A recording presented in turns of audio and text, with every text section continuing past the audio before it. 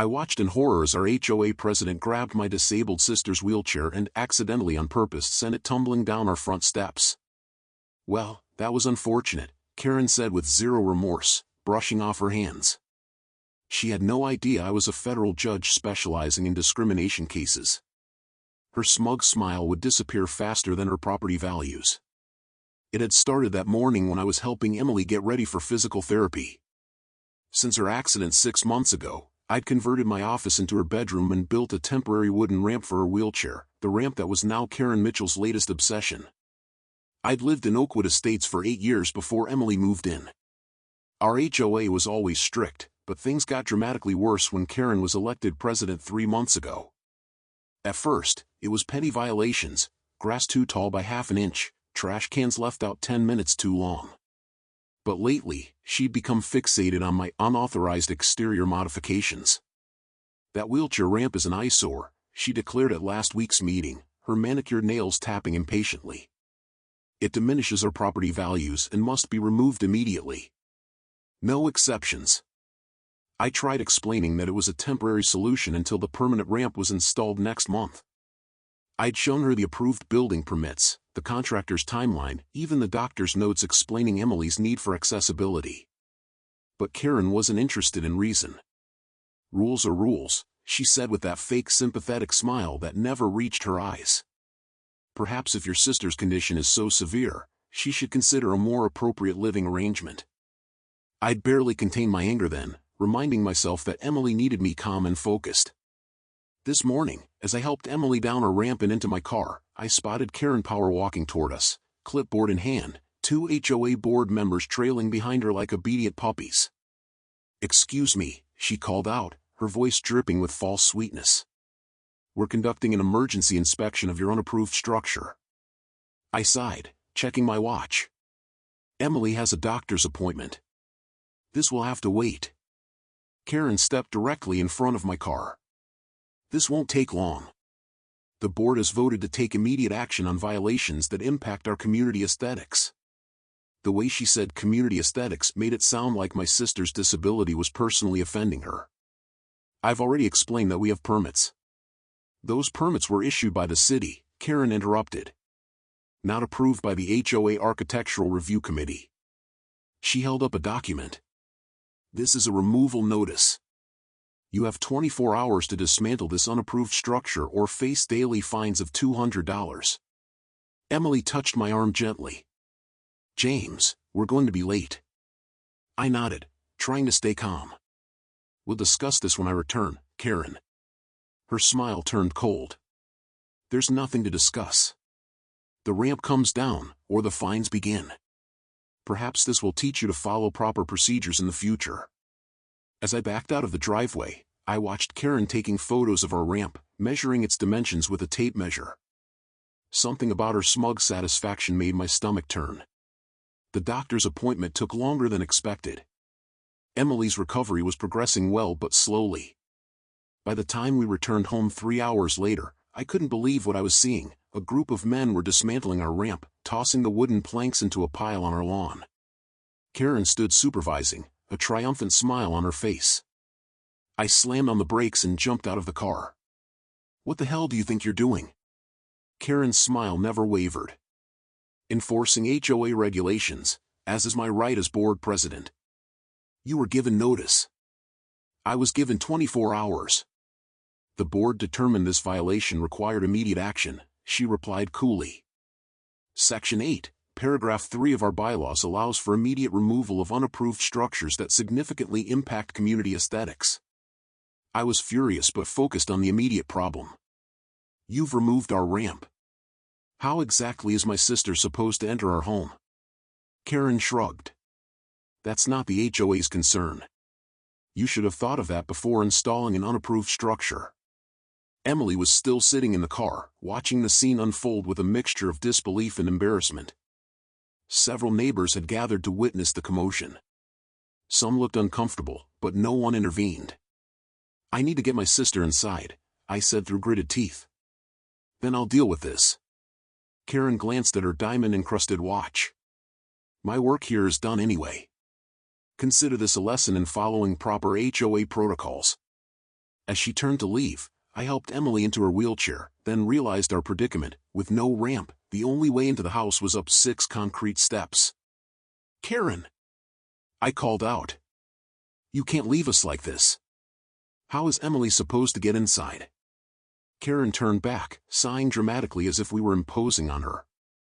"I suppose we could help this once, as a courtesy." She gestured to the 2 men who had finished dismantling our ramp. "Assist them, please." What happened next still makes my blood boil when I think about it. Instead of carefully helping Emily up the stairs, Karen became impatient with their slow progress. "This is taking too long," she snapped, pushing past them to grab the handles of Emily's wheelchair herself. "Just lift up the steps. It's not that complicated." Emily gripped her armrests, looking terrified. "Please be careful," she whispered.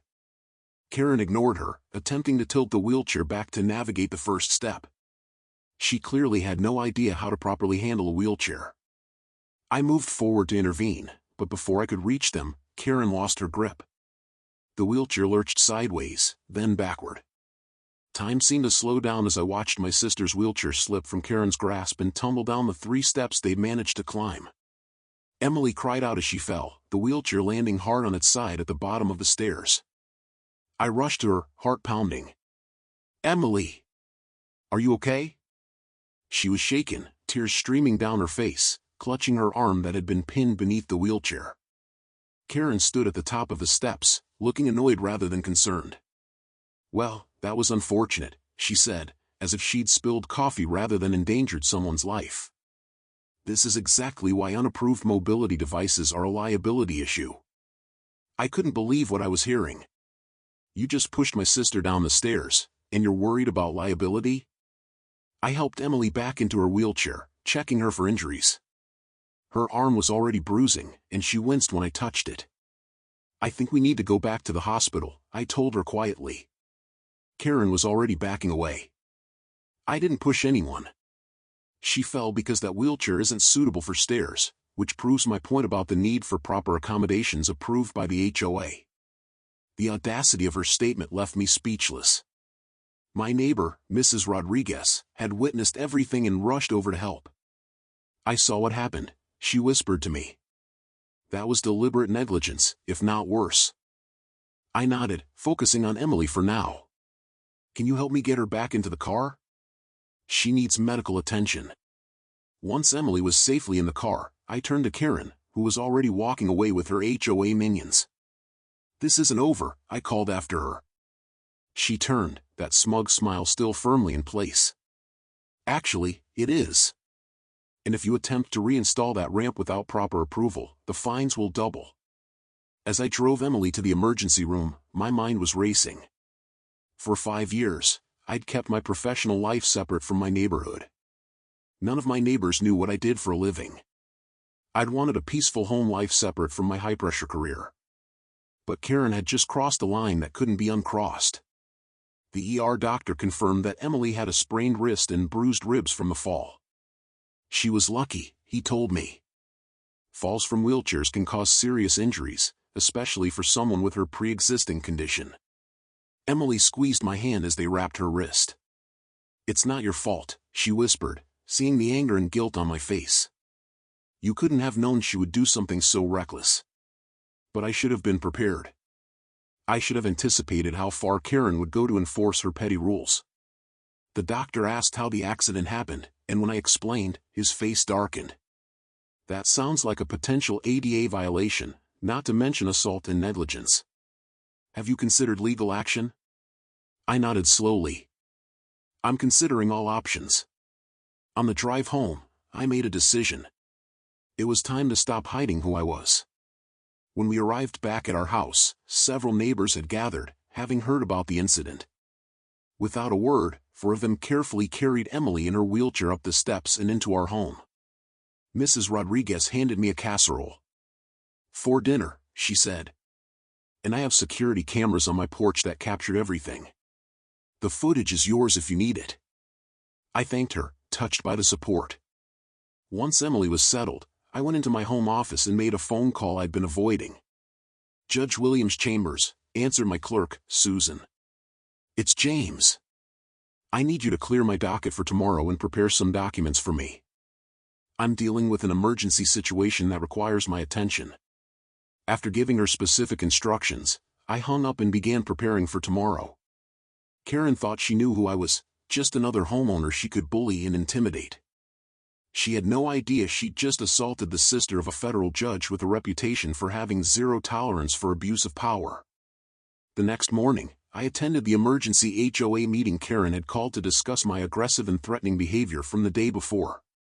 Emily insisted on coming with me, arm in a sling. We arrived at the community center to find the room packed. Karen sat at the front table, looking pleased with the turnout. Her smile faltered slightly when she saw Emily, but she quickly recovered. "Let's call this meeting to order," she announced, banging her gavel with unnecessary force. "We're here to discuss the Thompson property violations and the owner's subsequent threatening behavior toward board members." Karen spent 15 minutes detailing my supposed violations, from the unsightly ramp to my aggressive tone.